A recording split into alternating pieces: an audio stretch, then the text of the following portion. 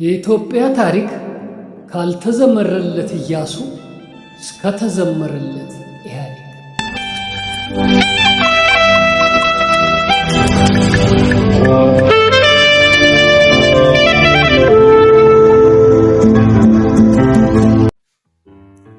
ደራሲ ፍስሐ ያዜ ካሳ።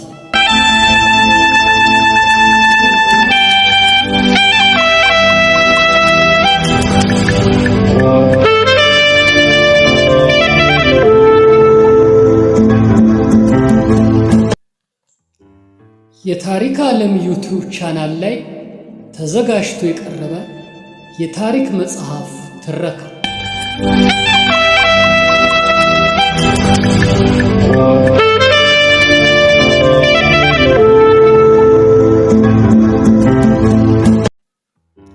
መጽሐፉ የታተመው በ2004 ዓመተ ምህረት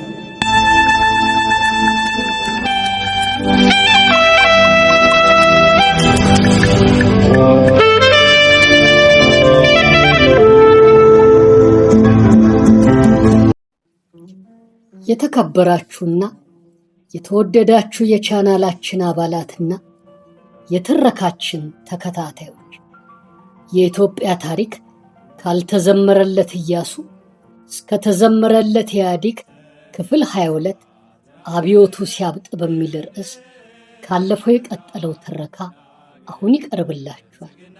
እናንተም ሁሌ ሙሉ ትረካችንን ስለምታዳምጡልን እና ቻናላችንንም ሰብስክራይብ፣ ላይክ እና ሼር ስለምታደርጉልን የጠለቀ ምስጋናችንን እያቀረብን አሁንም ሙሉ ትረካችንን በትኩረት እንድታዳምጡልን በትህትና እንጠይቃችኋለን።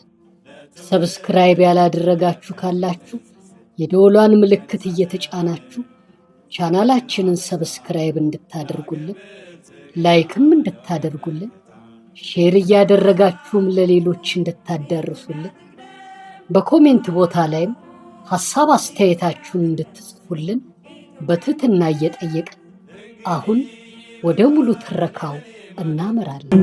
ለእኛ ብለን እንስራ በህብረት፣ መሻሻል ስራ እንጂ አይወድም ስንፍና፣ ለእናት አገራችን አይበጃትምና። ተነሳ ተራመድ ክንድህን አበርታ፣ ለአገር ብልጽግና ለወገን መከታ። በወቅቱ ኢትዮጵያ ውስጥ የነበሩት የአአዩተማ ተወካዮች በነበረው የፖለቲካ ችግር ምክንያት በጉባኤው ላይ አልተገኙም። አሮጌው ኢተማስአ ከአውሮፓውና ከአዲሶቹ ጋር የዓላማ መለየትና ጸብም ስለነበረ በጉባኤው አልተሳተፈም።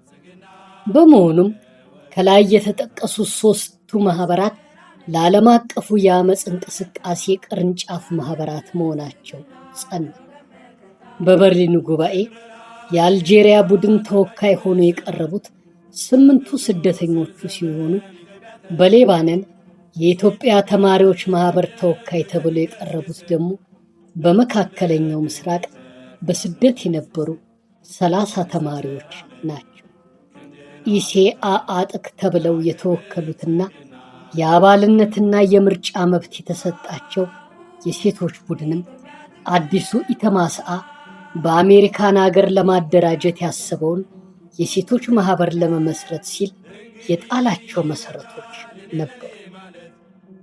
በመሆኑም እነዚህ ግለሰቦች እንጂ በብዙሃኑ ተማሪ የተደራጁ ማኅበራት ተወካዮች አልነበሩ። ከኢተማሌ ውጭ ያሉት ሁለቱ ቡድኖች የጀብሃንና የኢትዮጵያ ብሔረሰቦችን ጥያቄ በሚመለከት አንድ አይነት አቋም የያዙ ናቸው። የአዲሱ ኢተማስአና የኢተማአን የአመራር ቦታ የያዙት አዞዎቹ ኢተአአማን በአዲስ መልክ አዋቅረው ሁሉንም ስልጣን በአዞ የትግል ስልት ጠቀለሉት። የአጠቃላዩና የብዙሃኑ የኢትዮጵያ ተማሪ ተወካይ ሆነው በድርጅት ስም በመጨረሻ ለተሻሻለው ኢተአአማ ምስረታ ጉባኤ ላይ ከተገኙ 5 አባል ማህበራትና ቡድኖች ማለትም አዲሱ ኢተማአ፣ የአልጄሪያ ቡድን፣ ኢተማሌና ኢሴአአጥ ውስጥ በጉባኤው የምርጫ ሂደትና ውጤት የኢተማአንና የኢተማሌን ተወካዮች በምርጫ ስነ ስርዓት በማሸነፍ አዞዎቹ በእቅዳቸው መሰረት ራሳቸውን በህብረት የኢትዮጵያ ተማሪዎች ዓለም አቀፍ ፌዴሬሽን ብለው ሰይመው በአዲስ መልክ መዋቀራቸውን ይፋ አደረጉ። በፌዴሬሽኑ ምርጫ የተሸነፉት የኢተማአና የኢተማሌ ተወካዮችም የጉባኤውን ውጤት ውድቅ አድርገው ወደየማህበራቸው ተመለሱ። የኢትዮጵያ ተማሪዎች የአመፅ እንቅስቃሴ ሄዶ በአዞዎቹ ቁጥጥር ስር ሆኖ ኢተአአፌ ላይ ተወስኖ ቀረ። በበርሊኑ ጉባኤ ያልተገኘው የአገር ውስጡ አአዩተማ ግን የፌዴሬሽኑ አካል ነው። ከዚህ በኋላ አዲሱና አሮጌው ኢተማስአ ጠላትነታቸው ቀጠለ። ስለዚህም በአብዮቱ ዋዜማ የኢትዮጵያ ተማሪዎች የፌዴሬሽን የኢተማአና የአሮጌው ኢተማስአ አመራርና አባላት እርስ በርሳቸው ጎራ ለይተው በፖለቲካና በስልጣን ትግል ሲፋለሙ እንደቆዩ ሁሉም ባልጠበቁት ሁኔታና መንገድ ያሳበጡት አብዮት ሲፈነዳ ለሁሉም አስገራሚ ነው። ለወገን መከታ ኢትዮጵያ ትቅደም፣ ኢትዮጵያ ትቅደም፣ ኢትዮጵያ ትቅደም። የእናት አገራችን ጥቃቷን አንወድም፣ ሕዝቧ ተበድሎ ማየት አንፈልግም። የዘሬ ሃይማኖት ልዩ የጃንሆይ መንግስት የተማሪዎችን አመፅ ለማስቆም የተለያዩ እርምጃዎችን ለመውሰድ ቢሞክርም ሙሉ ለሙሉ መገደብ አልተቻለም። ይልቁንም የመንግስትን ተጽዕኖ መቋቋም ያልቻሉት ወደ ሌላ ሀገር እየተሰደዱ በውጭ ሀገር ያሉትን ማህበራት እየተቀላቀሉ የየማህበራቱን የሰው ኃይል እያጎለበቱ አመፁን አጠናክረው ቀጠሉ እንጂ ከስመው አልቀሩ። መንግስት በ1962 ዓ.ም በዩኒቨርሲቲ ተማሪዎች ላይ የግድያ ተግባር ከፈጸመ በኋላ የአገር ውስጡን ማህበር ከነመጽሔቱ ሊያከስም ቢችልም ከመጠነኛ ፋታ ያለፈ ዘላቂ ውጤት ስላልተገኘ በ1964 ዓ.ም ንጉሠ ነገሥቱ፣ አልጋ ወራሹ፣ ጠቅላይ ሚኒስትሩ፣ የዘውድ አማካሪዎችና የካቢኔ ሚኒስትሮች ተሰብስበው በተማሪዎች ጉዳይ ላይ የሚያተኩር አዲስ የሥራ መመሪያ ቀርጸው በተግባር እንዲተረጎም አዘዙ። ለዚህም አንድ ከፍተኛ ኮሚቴ በአገር ግዛት ሚኒስቴር ሰብሳቢነት ተቋቋመና የአገር መከላከያ ሚኒስቴር፣ የትምህርት ሚኒስቴር፣ የጦር ኃይሎች ኢታማዦር ሹም፣ የአዲስ አበባ ከተማ ከንቲባ፣ የምድር ጦር ዋና አዛዥ፣ የፖሊስ ሰራዊት ዋና አዛዥ፣ የክቡር ዘበኛ ዋና አዛዥ፣ የህዝብ ጸጥታ ጥበቃ ዋና ሹም፣ የልዩ ካቢኔ ሹምና የዩኒቨርሲቲው ፕሬዝዳንት የኮሚቴው ተሳታፊ ሆነው የተማሪዎችን ጸጥታ ለማስከበር በሚል ተከታዩን ውሳኔ አሳለፉ። የኢትዮጵያ ተማሪዎች በየጊዜው እየተነሱ ትምህርት በማቆም በህዝብ ንብረትና ህይወት ላይ አደጋ በማድረስ ትምህርት ቤቶችን በመስበር የትምህርት እድገት እንዲጨናጎል፣ የልጆች ዕድል እንዲሰናከል፣ ህዝብና የመንግስት ባለስልጣን የሚዘልፍ ህገወጥ ፖለቲካ አዘል የሆነ ልዩ ልዩ ጽሑፍ በመበተን ግርግርና ሽብር አድርገው ጸጥታ በመንሳታቸው ጉዳይ ግርማዊ ልዑል አልጋ ወራሽ ክቡር ጠቅላይ ሚኒስትር፣ ክቡራን የዘውድ አማካሪዎችና የካቢኔ ሚኒስትሮች ባሉበት ስብሰባ ተደርጎ አጥፊ እንዲቀጣ፣ ትምህርት የሚፈልግ እንዲማር፣ ጸጥታው በ14ቱም ጠቅላይ ግዛቶች በሚገባ እንዲከበር ተብሎ በተወሰነው መሰረት ከላይ በተዘረዘሩት ባለስልጣኖች ስለ ተማሪዎች ጸጥታ ማስከበር ቀደም ብለው ስለተቋቋሙ ጉባኤው ስብሰባ አድርጎ ከዚህ በተመለከተው መሰረት እንዲፈጸም ወስኗል። ውሳኔ አንደኛ፣ ማናቸውም የዩኒቨርሲቲ የሁለተኛ ደረጃና የግዛት ትምህርት ቤት ተማሪዎች እንማራለን ካሉ ጸጥታ ነሾችን ለመከላከል ፖሊስ ትምህርት ቤት ውስጥ ገብቶ እንዲጠብቅ። ሁለተኛ፣ ብጥብጥ ያስነሱ የተማሪ መሪዎች እንዲያዙና እንዲቀጡ። ቅጣትም ከልማት ጋር የተያዘ አድካሚ ስራ እንዲሆን። አንማርም ብለው ከትምህርት ቤት የወጡት ተማሪዎች ዳግመኛ እንዳይገቡና እንደወጡ እንዲቀሩ። ሶስተኛ፣ ተማሪዎች በየጊዜው የሚያደርጉትን ህገወጥ ስራ ህዝብና ወላጆች እንዲያውቁት በወላጆች ኮሚቴ በኩል በቴሌቪዥን፣ በሬዲዮ፣ በጋዜጣ፣ በገዢዎች ጭምር ያለማቋረጥ እንደሚገባ እንዲገለጽ። አራት፣ ህገወጥ የሆኑ የዩኒቨርሲቲ የኮሌጅና የሁለተኛ ደረጃ ተማሪዎች ማህበር ጥፋታቸው በፖሊስና በጸጥታ በኩል ተጣርቶ ለዩኒቨርሲቲ ቦርድና ለትምህርት ሚኒስቴር እያቀረቡ ማህበሩ እንዲፈርስ ማድረግ። አምስተኛ፣ ትዕዛዙን አክብረን እንማራለን ያሉ ተማሪዎች ጥቂትም ቢሆኑ ጥበቃ እየተደረገላቸው እንዲማሩ። ስድስተኛ፣ በዚህ ቃለ ጉባኤ በቁጥር 2 የተመለከቱትና ከትምህርት ቤት ከወጡ በኋላ ጥፋታቸውን እየቀጠሉ የሚማሩትን እንዳይማሩ የሚያውኩ ለጥፋት ስራ የሚዘጋጁ ተማሪዎች ሲገኙ በ28ኛው ዓመት በቁጥር 13 በአንቀጽ 3 በፊደል ሀ መጋቢት 27 ቀን 1961 ዓ.ም በወጣው ነጋሪት ጋዜጣና ይሄው ጸንቶ የሚቆይበትን ጊዜ በማስረዘም በ31ኛው ዓመት ቁጥር 5 በሀ ፊደል ታኅሳስ 19 ቀን 1964 ዓ.ም በወጣው አዋጅ መሰረት ፖሊስ እየያዘ አስፈርዶ ቅጣታቸውን እንዲቀበሉ ያደርጋል። 7. አጥፊ ተማሪዎችን ፖሊስ እየሰበሰበ ብዛታቸው ከፍ ያለ እንደሆነ በጸጥታ ማስከበሪያ አዋጅ መሰረት ለአገር ግዛት አቅርቦና አስወስኖ ለጦር ሰራዊትና ለክብር ዘበኛ ያከፋፍላል። 8ኛ ተማሪዎች በጥፋታቸው ሲቀጡ ለዩኒቨርሲቲ ተማሪዎች የዩኒቨርሲቲ አስተዳደር፣ ለሌሎችም ተማሪዎች የትምህርት ሚኒስቴር ለምግብና ለሌላ ወጪ የሚሰጠውን ገንዘብ ተማሪዎች ለተሰሩበት ክፍል ይከፍላል። ከዩኒቨርሲቲና ከትምህርት ሚኒስቴር የሚገኘው ተመላሽ ባይበቃ በተለየ ቀርቦ እንዲፈቀድ ይደረጋል። 8.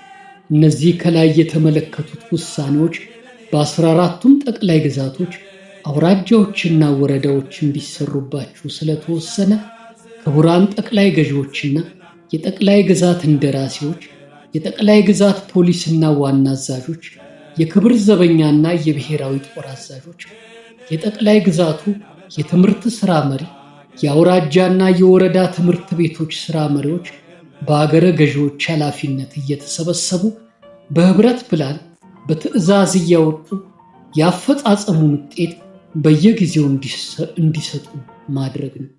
የሰብሳቢውና የአባሎች ፊርማ የአገር ግዛት ሚኒስቴር ማህተም። ወንዞች ይገደቡ ይዋሉ ለልማት በከንቱ ፈሰዋል ለብዙ ሺህ ዓመታት። ይውጡ ማዕድናት ለአገራችን ጥቅም ሕዝቧም ታጥቆ ይስራ በተቻለ አቅም። ተነሳ ተራመድ ክንድህን አበርታ ለአገር ብልጽግና ለወገን መከታ። 1. የህዝብ አመፅ የተነሳበት መንግስት እንዲህ አይነት ውሳኔ ከማሳለፍ የተሻለ ምርጫ ይኖረዋል ብሎ ማሰብ ቢከብድም የወረዳና የአውራጃ ገዢዎች እንዲሁም ውሳኔውን ለማስፈጸም የተፈቀደላቸው ሹሞች ግን ከዚህ ጠንካራ ውሳኔ ያለፈ ተጨማሪ በደል በየግዛቱ መፈጸም ጀመሩ። የአመፁ ተባባሪ ያልሆኑ የተማሪ ወላጆችን በሌላ ቂም በቀል ተባባሪ ናቸው፣ አነሳስተዋል እያሉ በመወንጀል ማሰር፣ ማንገላታት፣ መዝረፍ፣ መግደል ሆነ ስራቸው። በውሳኔው ደስተኛ ያልነበሩ ተማሪዎች መኖራቸው ሳያንስ የመሰሉ ተደራቢ ህገወጥ የሹማምንቱ ዝርፊያ በመጨመሩም የአውራጃና የወረዳ የሁለተኛ ደረጃ ትምህርት ቤት ተማሪዎችና መምህራን የየግዛቱን ሹማምንት ሕገወጥ የአመፅ ቅጣትን ተቃውመው ወደ አደባባይ መውጣት ጀመሩ። የከተማ ውስጡ ተመሳሳይ እርምጃም አመፁን የበለጠ የሚያጋግል እየሆነ ሄደ። አጠቃላዩ የአመፅ እንቅስቃሴ የሁሉንም የህብረተሰብ ክፍል ትኩረት በመሳቡ ሁሉም የየራሱን ብሶት ይዞ ወደ አደባባይ እንዲወጣ የሚጋብዝ ነበር። ይህ በእንዲህ እንዳለም የኢትዮጵያ መንግስት ከዓለም ባንክ በተሰጠው የገንዘብ እርዳታ 30 የውጭ ሀገር፣ 51 የሀገር ውስጥ የትምህርት ባለሙያዎችና 69 የመንግስት ሰራተኞች በጋራ ሆነው ብዙሃኑ መምህራን ባላወቀው መንገድ በሚስጥር አጥንተው ያቀረቡትና በ1967 ዓመተ ምህረት ሊተገበር የታሰበው አዲስ የትምህርት ፖሊሲ በመምህራን ማህበር ዘንድ እንደተሰማ ተጨማሪ ከፍተኛ ቁጣ አስነሳ። በ150 ባለሙያዎች ለ2 ዓመታት ተጠንቶ የቀረበው አዲስ የትምህርት ፖሊሲ ሴክተር ሪቪው የተሰኘ ሲሆን ዓላማውም ከ1934 እስከ 1965 ዓመተ ምህረት ድረስ የነበረው የኢትዮጵያ የትምህርት ፖሊሲ ተደራሽነቱ አጥጋቢ አልነበረምና ለህዝቡ የሙያ ትምህርት በዝቅተኛ ደረጃ በስፋትና በብዛት ማዳረስ ያስፈልጋል የሚል። ይህ ዓላማ ሊተገበር መሆኑን ዘግይቶ የሰሙት መምህራን ይህ አይነቱ ትምህርት አውሮፓውያን ለቅኝ ተገዢ ሀገራት ህዝቦች ያስተምሩት የነበረው ዝቅተኛ የሙያ ትምህርት ስለሆነ አያስፈልግም በማለት የመንግስትን አቋም የሚያጣጥል የቅስቀሳ ዘመቻ ከፈቱ። የዚህ ዘመቻ መሪ የኢትዮጵያ መምህራን ማህበር ኢመማ ሆነና አዲሱን የትምህርት ስርዓት በመቃወምና የደሞዝ ጭማሪ ጥያቄን በጥምረት በማንሳት አገዛዙን ተፈታተኑ። የአንደኛና የሁለተኛ ደረጃ ተማሪዎችም ከኢመማ ጎን ተሰለፉ። ይጥፋ ከሀገራችን ድህነት በሽታ፣ ይህ ነገር ይለፈፍ ይታወጅ በይፋ። አንድነት ኃይል ነው የልጃችን ተስፋ። ተነሳ ተራመድ ክንድህን አበርታ፣ ለአገር ብልጽግና ለወገን መከታ።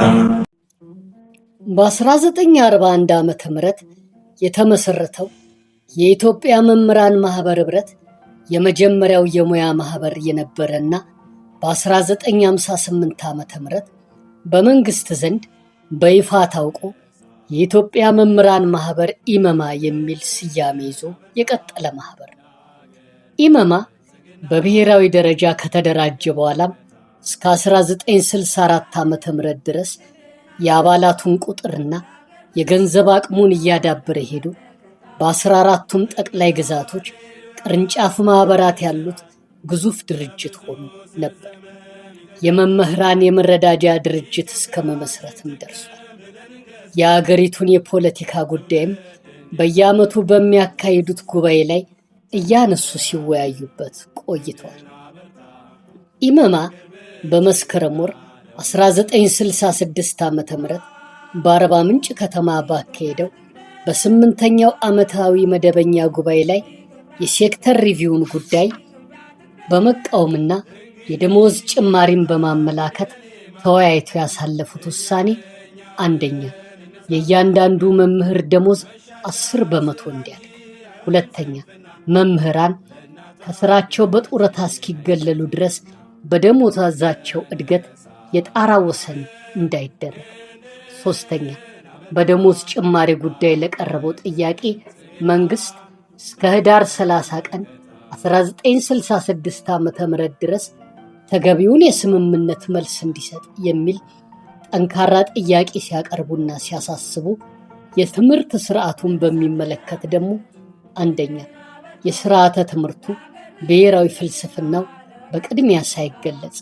ሁለት የስርዓተ ትምህርቱ ትምህርታዊ ጽሑፎችና መሳሪያዎች በደንብ ሳይዘጋጁ፣ ሶስት የግል ትምህርት ቤቶች በአዲሱ ስርዓተ ትምህርት መሰረት የሚሰሩ መሆናቸው በቅድሚያ ሳይታወቅ፣ 4 በአዲሱ ስርዓተ ትምህርት የሚሰሩ መሆን 4 በአዲሱ ስርዓተ ትምህርት የከፍተኛ ደረጃ ትምህርት እንዲከፈልበት መጠየቁ የማይገባ በመሆኑ እንዲሰረዝ። 5 በአዲሱ ስርዓተ ትምህርት ለመምህራኑ የሥራ ዋጋ የተመደበው 153 ብር ካለው ሁኔታ ጋር የማይመጣጠን በመሆኑ እስኪለወጥ ድረስ የስርዓተ ትምህርቱን በስራ ላይ መዋል በጥብቅ እንቃወማለን በማለት ኢመማ አስጠነቀቀ። መንግስት የደሞዝ ጥያቄውን በሚመለከት በህዳር 30 ቀን 1966 ዓ.ም የሰጠውን መልስ የኢመማ አመራርና አባላት ጥያቄያችን በከፊል እንጂ ሙሉ ለሙሉ ያልመለሰ ሆኖ ስላገኘነው ውድቅ አድርገናል አሉ። ሲቀጥሉም ከታህሳስ እስከ የካቲት ድረስ ባሉት 2 ወራት ውስጥ የመምህራኑ የተስተካከለ የደሞዝ ጭማሪ ባይደረግ በፋሽስም ሰማዕታት የዋዜማ በዓል ላይ የካቲት 11 ቀን 1966 ዓ.ም የአገሪቱ መምህራን በአገር አቀፍ ደረጃ ስራ እንደሚያቆሙ ወስነው ተለያዩ። የበዓሉ ዋዜማ ያሉት በየካቲት 12 ቀን በኢጣሊያ የተጨፈጨፉትን ሰማዕታት የመታሰቢያ ዕለት ማለታቸው። ኢትዮጵያ ትቅደም፣ ኢትዮጵያ ትቅደም፣ ኢትዮጵያ ትቅደም። የእናት አገራችን ጥቃቷን አንወድም፣ ሕዝቧ ተበድሎ ማየት አንፈልግም። የዘሬ ሃይማኖት ልዩነት አንሻ ይላሉ ልጆችሽ ኢትዮጵያችን ትቅደም። ኢመማ ታኅሳስ 12 ቀን ያየነውን ውሳኔ ካሳለፈ በኋላ የትምህርት ሚኒስቴር ጥያቄያቸውን ሳይመልስ 1 ወር አለፈ። በእርግጥም አንዲት በሙስና ስትበዘበዝ የኖረችና እርቃኗን የቀረች ሀገር ይህን መሰሉን ጥያቄ ለመመለስ የሚያስችል አቅም አልነበራት። አንዴ አያምጣው ነውና በዚህ ወቅት ደግሞ በወሎ የተከሰተውና ሊደበቅ የታሰበው ረሃብ በህዝቡ ዘንድ ታውቆ ሌላውን ህብረተሰብ አስቆጣ። በዚሁ በታኅሳስ ወርም የነዳጅ ዘይት ዋጋ በዓለም አቀፍ ደረጃ በመጨመሩ የንግድና ኢንዱስትሪ ሚኒስቴር ታኅሳስ 30 ቀን 1966 ዓ.ም የ50 በመቶ ጭማሪ መደረጉን በዜና አውታሮች ሲያስታውቅ ህዝቡ እሪታው እየጎላ ሄደ። በጥቅሉ የአገሪቱ የኢኮኖሚ ሁኔታ ከነበረው የፖለቲካ ችግር ጋር ተዳምሮ ከቁጥጥር ውጭ ሆነ። ይህ የነዳጅ ጉዳይ አረቦችና እስራኤል ጦርነት በማድረጋቸውና የስዊዝ ቦይ እንዲዘጋ በመደረጉ በድንገት 45 ሳንቲም የነበረው 1 ሊትር ነዳጅ 65 ሳንቲም እንደገባ በመገለጹ ሁሉንም የህብረተሰብ ክፍል ስለሚነካ የሸቀጦች ዋጋ ጋርም ስለሚነካካ የእያንዳንዱን ቤት ለከፋ ችግር ማጋለጡ ግልጽ ነበር። ወዲያውም የምንበላው እህልና የምንጠጣው ውሃ ከአፈር ጋር እየተቀላቀለ ተቸግረናል በማለት ጥር 4 ቀን የ4ኛው ብርጌድ ወታደሮች በነጌሌ ቦረና ያሉት በኑሮ ችግር ምክንያት ተማረው በማመጽ የብርጌድ አዛዡን ጨምሮ ሁሉንም አለቆቻቸውን አሰሩ የሚል ወሬ ተሰማ። ጉዳዩን ለማጣራት ከአዲስ አበባ የተላኩት የምድር ጦር አዛዥ ጄኔራል ድረስ ሄዱ ባለ ወደ ቦታው ሲሄዱ እሳቸውንም አስረው የተበላሸውን እህል ውሃ እንዲበሉ አደረጓቸው። የሄደው ሁሉ እየታሰረ መቅረቱን ያዩ ጃንሆይ በመጨረሻ የአየር ኃይሉን አዛዥ ብርጋዴር ጄኔራል አበራን ላኩ። ጄኔራሉ ጥያቄያቸው ሁሉ እንደሚመለሱ የተላከውን መልእክት ለጦሩ አንብበው ታጋቾቹን አስፈትተው ተመለሱ። የነጌሌው ጦር ይህን ጥያቄ ደጋግሞ አመልክቶ የነበረ ቢሆንም ጥያቄው ወደ መሃል አገር ሳይደርስ በአዛዦች ታፍኖ ቆይቶ ነበር። በእነዚህ ችግሮች ላይ ነው እንግዲህ የአዲስ አበባ ተማሪዎችና መምህራን ልዩ ልዩ ወረቀቶች አሳትመው እያሰራጩ ህዝቡ በአገዛዙ ላይ እንዲነሳ መቀስቀሳቸው የቀጠሉት። የቅስቀሳ ጽሑፎች በኢመማ ጽሕፈት ቤት እየታተሙ በየጎዳናው ለሕዝቡ መድረሳቸውን ያስተዋሉት የጸጥታ ጠባቂዎች በፖሊስ ሰራዊት አዛዡ አቅራቢነት የኢመማ ፕሬዝዳንት ወደ ጃንሆይ ቀርበው ጉዳያቸውን በቀጥታ እንዲያመለክቱ ተደረገ። ለጸረ መንግስት እንቅስቃሴው ዋና ማዕከል የሆነው ኢመማ ነው የሚባለው ሐሰት እንደሆነና የኢመማ ጥያቄ የደሞዝና የአዲሱን ስርዓተ ትምህርት የሚመለከት ብቻ መሆኑን ፕሬዝዳንቱ ለጃንሆይ ገለጹ። ተነሳ ተራመድ፣ ክንድህን አበርታ፣ ለአገር ብልጽግና ለወገን መከታ። አሁን ኢትዮጵያ ትቅደም፣ አሁን ኢትዮጵያ ትቅደም፣ ኢትዮጵያ ትቅደም። የእናት አገራችን ጥቃቷን አንወድም። ጃንሆይም ከሹማምንቱ የሰሙትና የኢመማ ፕሬዝዳንት ያስረዳው የተለያየ ሲሆንባቸው የተባለውን ችግር በሚመለከት አስፈላጊውን ማስረጃ ይዘ በማግስቱ ጥር 28 ከጠዋቱ 4 ሰዓት ወደ ታላቁ ቤተ መንግስት እንድትቀር አሉት ባረጃ አንደበታቸው። በማግስቱ ከጃንሆይ ጋር ጠቅላይ ሚኒስትሩ፣ የአገር ግዛትና የትምህርት ሚኒስቴሮች፣ የዘውድ ምክር ቤት ፕሬዝዳንት፣ የልፍኝ ዋና አስከልካይ፣ የክብር ዘበኛና የፖሊስ ዋና አዛዥ፣ የህዝብ ጸጥታ ጥበቃ ሹም በተገኙበት የኢመማ ተወካዮች ችግራቸውንና ጥያቄያቸውን አስረዱ። በዕለቱ የትምህርት ሚኒስትር የኢመማ ጥያቄ መሰረተ ቢስ መሆኑን ሲገልጽ፣ ጠቅላይ ሚኒስትሩ ደግሞ የየካቲት 11ዱ ስራ የማቆም አድማ ካልቀረ ተጠያቂዎቹ እናንተ የኢመማ አመራሮች ናችሁ ብሎ ዛተ። የፖሊስ ሰራዊትና የክብር ዘበኛ አዛዦች ግን ችግሩ ወደ ህብረተሰቡም ተዛምቷልና ጥያቄያቸው አፋጣኝ መፍትሄ ማግኘት አለበት በማለት የጠቅላይ ሚኒስትሩንና የትምህርት ሚኒስትሩን አካሄድ ተቃወሙ። ኢመማዎች በበኩላቸው የኢመማ አመራር ኮሚቴ ብቻውን አቋሙን ለመለወጥ የሚያስችል ስልጣን የለውም ብለው ገለጹ። ጃንሆይ መምህራኑ ስራ እንዳያቆሙ የሚያደርግ ሌላ ውሳኔ አሳልፍልንና በአጭር ጊዜ ውስጥ መፍትሄ እንፈልጋለን አሉና ስብሰባው ተበተነ። ከሁለት ቀናት በኋላ የኢመማ የየግዛቱ ቅርንጫፍ ማህበራት ተወካዮች ወደ አዲስ አበባ መጡ። በትምህርት ሚኒስቴርና በኢመማ መካከል ጥብቅ ክርክር የካቲት 2 ቀን ተካሄደ። ለውጥ የለም። በመጨረሻ የኢመማ አመራርና የክፍለ ሀገር ተወካዮች በጽሑፍና በቃል ያንኑ ጥያቄያቸውን በኢዮቤልዩ ቤተ መንግስት ለጃንሆይ በሚበልጥ አስረዱ።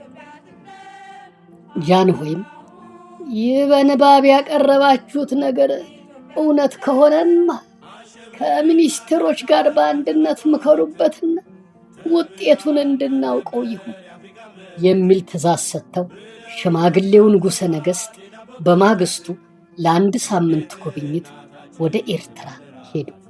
በንጉሠ ነገሥቱ ትእዛዝ መሠረት ከየካቲት 4 ቀን ጀምሮ ለተከታታይ 3 ቀናት በያሬድ የሙዚቃ ትምህርት ቤት የኢመማ ተወካዮችና የትምህርት ሚኒስትር ከመንግስት ሰራተኞች አስተዳደር ኮሚሽን ባለስልጣኖች ጋር ሆነው ያካሄዱት ስብሰባ ሁሉ ውጤት አልባ ሆነ። ተነሳ ተራመድ፣ ክንድህን አበርታ፣ ለአገር ብልጽግና ለወገን መከታ። ይቅር ማንቀላፋት ይበቃል መኝታ፣ ይጥፋ ከአገራችን ድህነት በሽታ።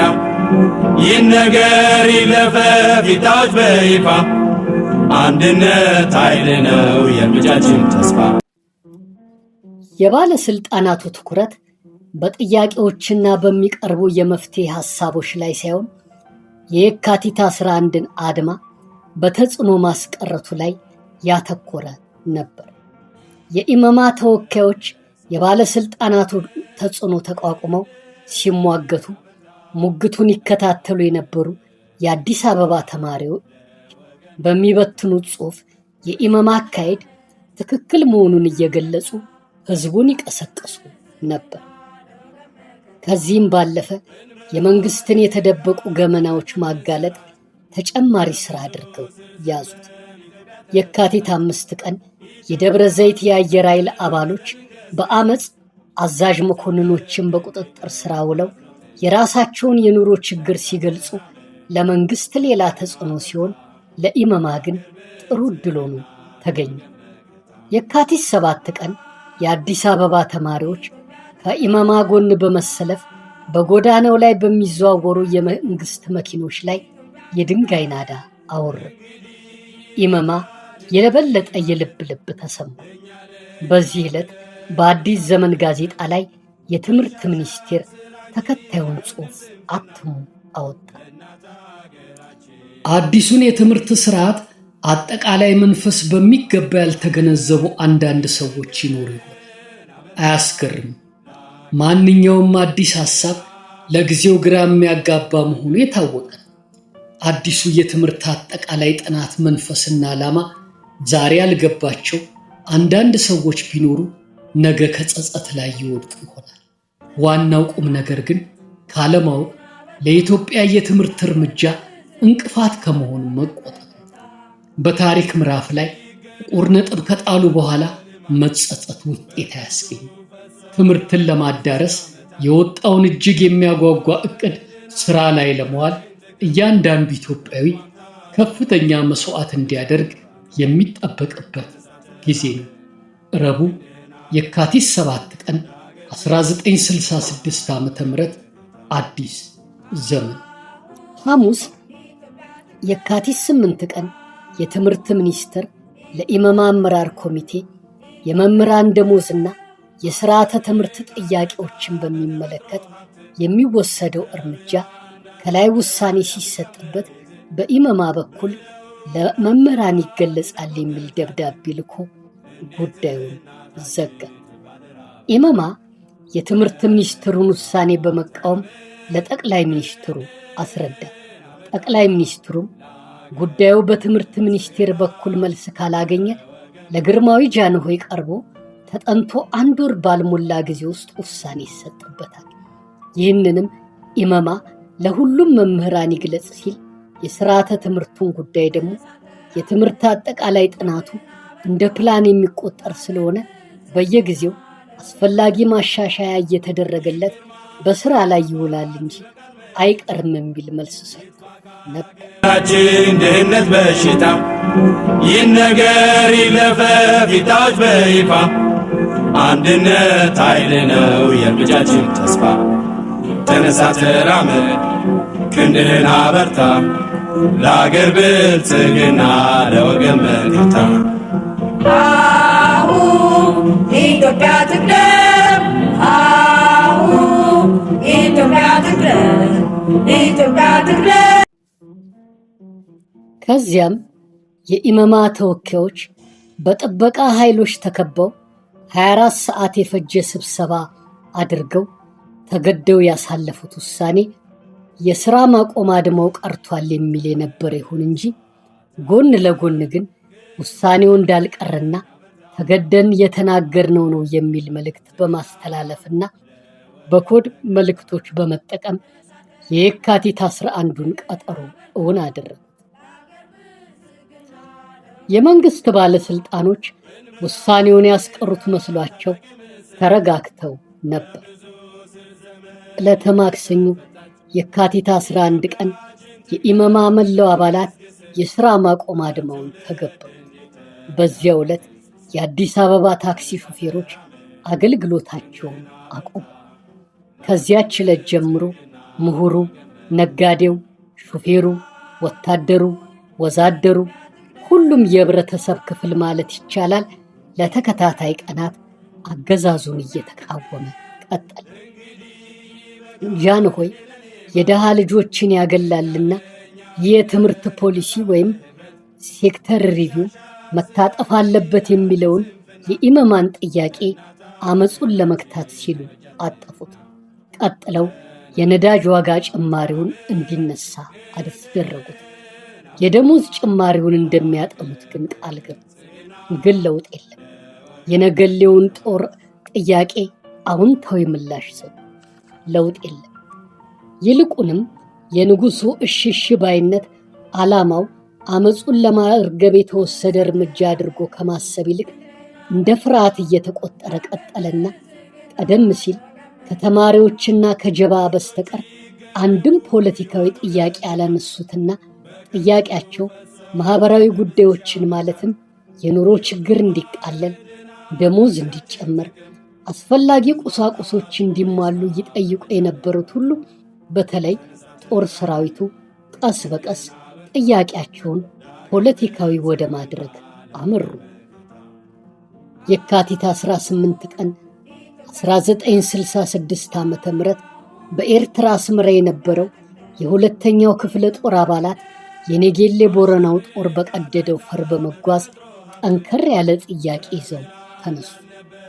ሁሉም ባለማዕረጎች ማዕረጋቸውን አውልቀው ያኔ በጦር ሰራዊት ሕግ መሰረት ጦሩ ሲያምፅ ከተገኘ ከተራ ወታደሩ ይልቅ መሪ መኮንኖች ከባድ ቅጣት ስለሚወሰንባቸው ሁሉም ተራ መስለው ታጥቀው ወደ ከተማ በመውጣት የአስመራን የአየር ጣቢያ፣ የሬዲዮ ማሰራጫ ጣቢያና ሌሎች ወሳኝ ቦታዎችን በቁጥጥር ስር በማድረግ የከፍተኛ መኮንኖችንና የሲቪል ባለስልጣናትን እንቅስቃሴ በመግታት ጥያቄያቸውን በሬዲዮ ለንጉሱ አቀረቡ። ይህም እንደ ነጌሌው የሰራዊቱን ብሶቶችና የኑሮ ችግሮችን በሚመለከት የቀረበ ጥያቄ ነበር።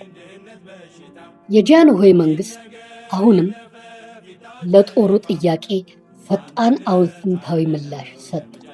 ምክንያቱም በኤርትራ ያለው ጦር አመፀ ማለት ወይም የማይሆን እርምጃ ተወሰደበት ማለት የአካባቢውን የጀብሃ የትጥቅ ትግል አጎልብቶ ኢትዮጵያን አደጋ ላይ መጣል ማለት ነበርና ጃንሆይ አላንገራገሩ። ያመፀው ጦር ግን መሽቶ እንደነጋ የካቲት 19 ቀን የሚከተለውን አጀንዳ ለመንግስት በሬዲዮ አስተላለፈ። አንደኛ፣ የፖለቲካ ፓርቲ የማቋቋም ነፃነት። ሁለተኛ፣ የጠቅላይ ግዛት ገዢዎች በዲሞክራሲያዊ መንገድ በአካባቢው ነዋሪ ህዝብ እንዲመረጡ። ሶስተኛ፣ የተባባሰውን የዋጋ ግሽበት የሚቆጣጠር ደንብ እንዲወጣ። አራተኛ፣ የመሬት ይዞታ ለህዝብ በሚጠቅም መልኩ ተሻሽሎ እንዲወጣ። አምስተኛ፣ ለመለዮ ለባሹ ለመንግስትና ለፋብሪካ ሰራተኞች ወቅታዊውን የኑሮ ውድነት መቋቋም የሚያስችል የደሞዝ ጭማሪ እንዲደረግ። ስድስተኛ፣ የህዝብ ገንዘብ ያባከኑ ባለስልጣናት በቁጥጥር ስር ውለው ለፍርድ እንዲቀርቡ። ሰባተኛ፣ እነዚህ ጥያቄዎች ተገቢ መልስ እንዲያገኙ ተከታትሎ የሚያስፈጽም ከመንግስትና ከጦሩ የተውጣጡ አባላት የሚገኙበት የጋራ ኮሚቴ እንዲቋቋም የሚሉ የንጉሳዊ አገዛዙን የሚፈታተኑ ጥያቄዎች ቀረቡ። ይህ በሆነ በሁለተኛው ቀን የወቅቱ ጠቅላይ ሚኒስትር አክሊሉ ሀብተወልድ በድንገት የሥራ መልቀቂያ ደብዳቤ ለጃንሆይ አቀረቡ። ጃንሆይም የአክሊሉን ጥያቄ ተቀብለው ካቢኔውን አሰናበቱ። ኢትዮጵያ ተፈታች፣ ኢትዮጵያችን ትቅደም ብለን እንገስግስ፣ ለትውልድ እንዲተርፍ ያዝነው ትንስስ። ተነሳ ተራመድ ክንድህን አበርታ፣ ለአገር ብልጽግና ለወገን መከታ።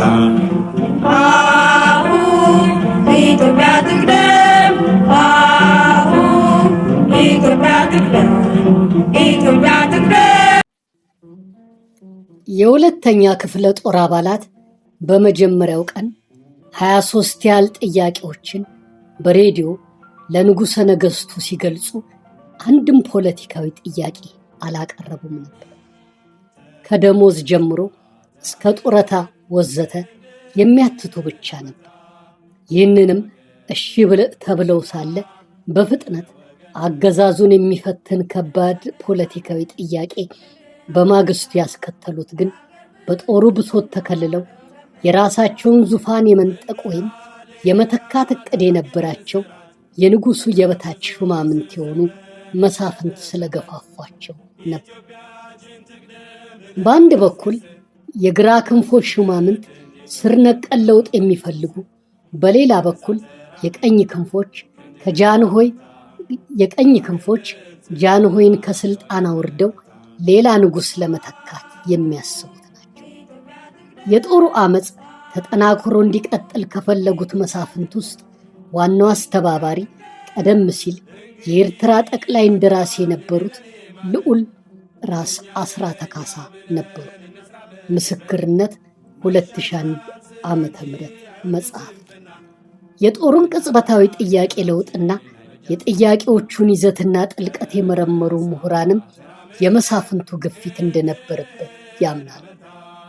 ይህ የውስጥ ለውስጥ የመሳፍንቱ የፖለቲካ ደባም ጠቅላይ ሚኒስትር አክሊሉ ሀብተወልድ ስልጣን ሲለቁ በምትካቸው ልጅ እንዳልካቸው መኮንን ጠቅላይ ሚኒስትር ሆነው እንዲሾሙና አዲሱ ካቢኔ ተቋቁሞ አዲስ ሹምሽር ተደርጎ 19 አዳዲስ ሚኒስትሮች በየካቲት ማለቂያ ከጃንሆይ ፊት ቀርበው ቃለ መሐላ ፈጽመው ስራቸውን እንዲጀምሩ አድርጓል።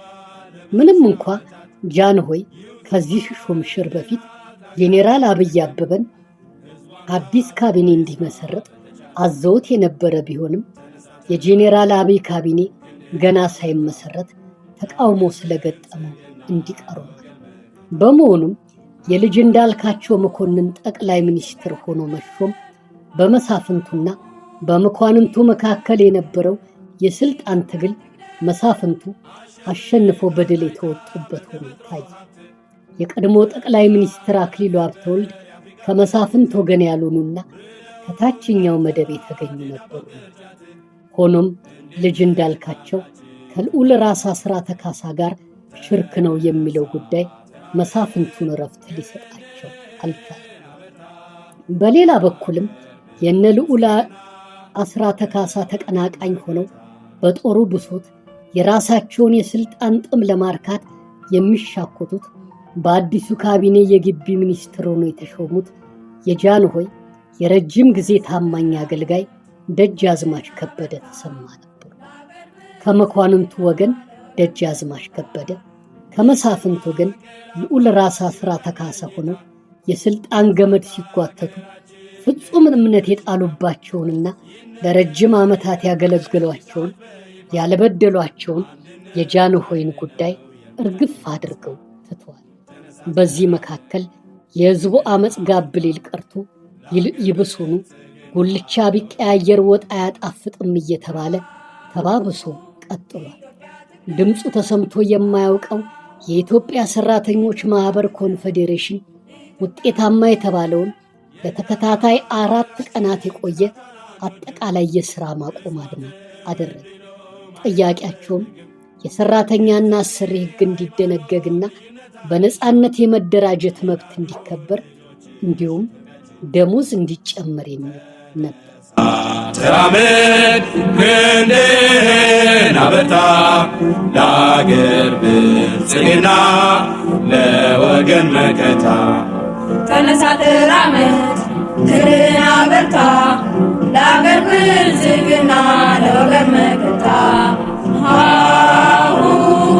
ኢትዮጵያ ትቅደም፣ ኢትዮጵያ ትቅደም፣ ኢትዮጵያ ትቅደም። አዲሱ ጠቅላይ ሚኒስትር ፋታ ይሰጠኝ ሁሉንም ነገር አስተካክላለሁ ቢሉ ሰሚ አጡ፣ ተዋከቡ። አዲሱ ካቢኔ ግን ተገቢ ስራዎችን በፍጥነት እያከናወነ ነበር። ለምሳሌ ካቢኔው ስራ በጀመረ በቀናት ውስጥ በጃንሆይ ትዕዛዝ ህገ መንግስቱን ለማሻሻል እቅድ ነደፈ።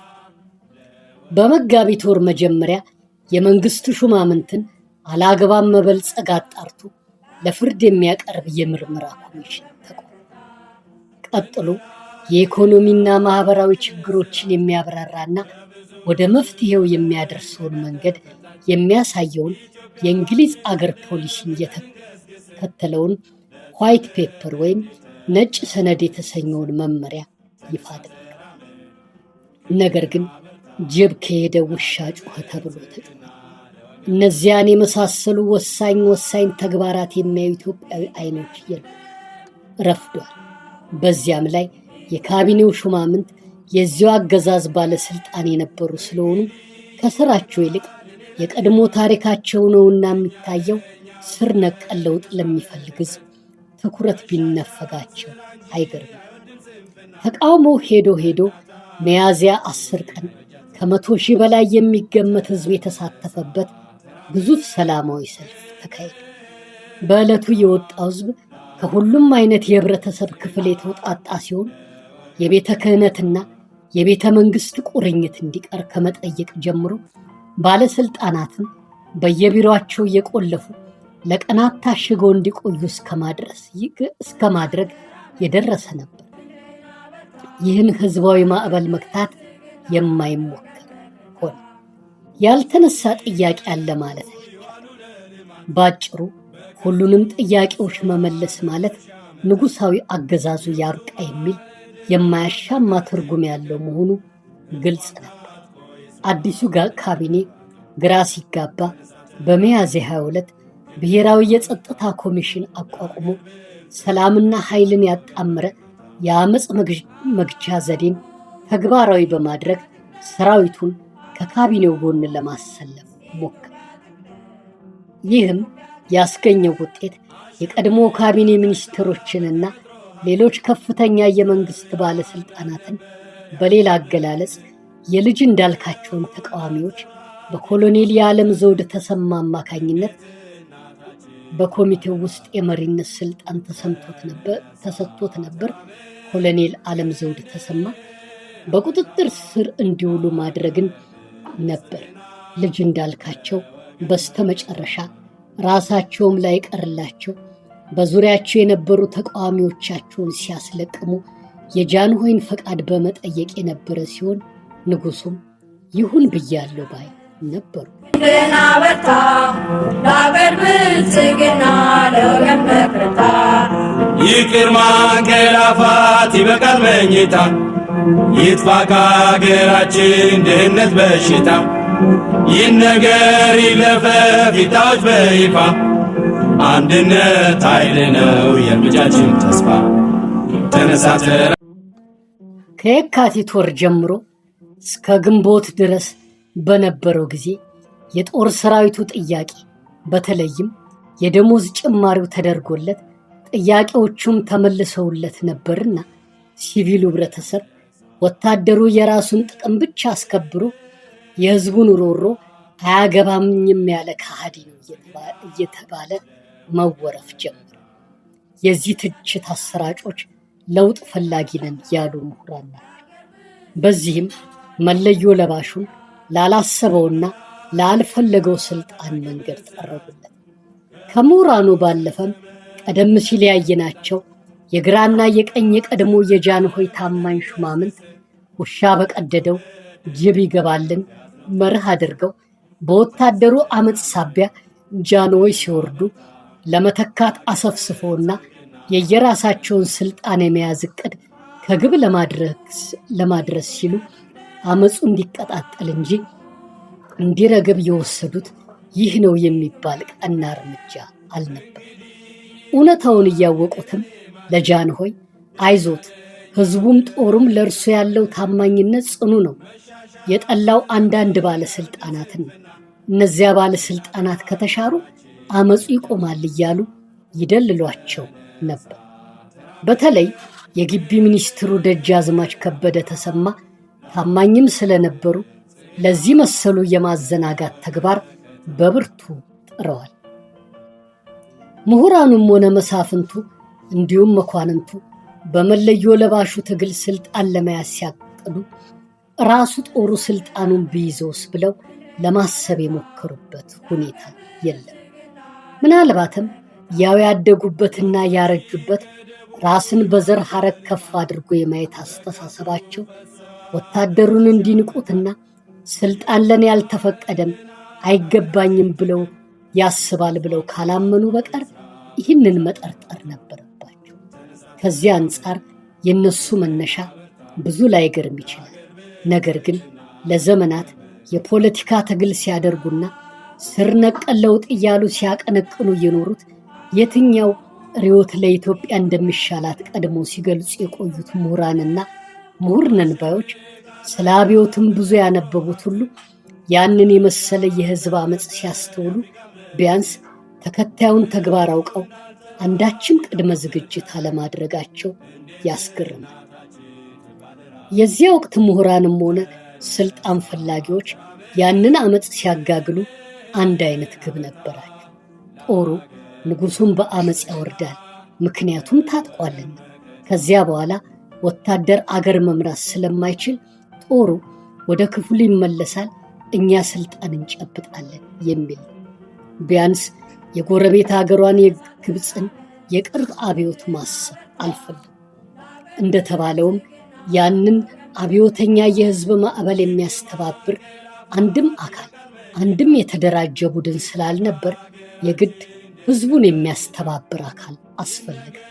እርግጥ ነው ወቅቱም ህጉም የፖለቲካ ፓርቲ መመስረትና መንቀሳቀስ የሚቻልበት አልነበረም። ነገር ግን በአደባባይ ማመፅ የቻለና ለውጥ የፈለገ ምሁር እንዳደረጉት ከአብዮቱ በኋላ ሳይሆን ከአብዮቱ በፊት ቢያንስ በጦሩ እየታገዘ መፈጸም የነበረበት የቤት ስራ መኖር ነበረበት አሉን። ሁኔታው ያለቀለት መሆኑ ገሃዱ። አብዮቱ መያዝ ከሚገባው ትንፋሽ በላይ የያዘ የልጆች ፊኛ መስሎ ተወጥሯል። እንዳያስተነፍሱት በማይፈታ አስተሳሰር ከጫፍ ታስሮ የቀረው መፈንዳት ነው። ለዚህ ደግሞ ቅንጣት ምክንያት ብቻ በቂ ነበር። ያላቸውን ኃይል ተጠቅመው ያሳበጡት በውጭ አገር ያሉት ለስልጣን ሲባሉ ይህን የሚያስቡበት ጊዜ አለ። በቅርብ ያሉትም ከፈነዳ በኋላ ስለሚነፉት አዳዲስ የልጆች ፊኛ ሲያውጠነጥኑ ነበር። በመሆኑም አገሪቱ በ10 አለቆች መመራትና ብዙ እልቂት መድረስ ነበረበት። በሌሎች ይሁንታ ያበጠውን አብዮት ማፈንዳት ለወታደሩ ቀላል ነበር። እናም ለማስተባበር በሚል መነሻ ከየጦር ክፍሉ ተውጣተው እንደ ቀልድ በላንድ ሮቨር መኪና ለስብሰባ መጡ። በዚያው ተባብረው አስተባብረው በዚያው ስልጣን ይዘው ባላሰቡት መንገድ አገር መርተው በዚያው ቀሩ። ለማንኛውም ባየነው መልኩ የኢትዮጵያ አብዮት አበጠ። ክንድና በርታ ለአገር ብልጽግና ለወገን መከታ እንበል ሃሌሉያ ታላቅ ምስራት ከብዙ ስር ዘመን ኢትዮጵያ ተፈታች። ኢትዮጵያችን ትቅደም ብለን እንገስግስ ለትውልድ እንዲተርፍ ያዝነው ትንስስ። ተነሳ ተራመድ ክንድህን አበርታ ለአገር ብልጽግና ለወገን መከታ። የክፍል 22 ትረካ በዚሁ ተጠናቋል። በቀጣይ ክፍል 23 ይቀርብላችኋል። ትረካችንን ስትከታተሉ ለነበራችሁ ሁሉ የጠለቀ ምስጋናና አክብሮታችንን እያቀረብን በክፍል 23 ትረካችን እስከምንገናኝ ደህና ሁኑልን። ኢትዮጵያ ሀገራችን ምንጊዜም ሰላም የሰፈነባት የሰላም ምድረ ገነት ትሁንልን። ክንድህን አበርታ ለአገር ብልጽግና ለወገን መከታ እንበል ሃሌሉያ ታላቅ ምስራት ከብዙ ስር ዘመን ኢትዮጵያ ተፈታች። ኢትዮጵያችን ትቅደም ብለን እንገስግስ ለትውልድ እንዲተርፍ ያዝነው ትንስስ። ተነሳ ተራመድ ክንድህን አበርታ ለአገር ብልጽግና ለወገን መከታ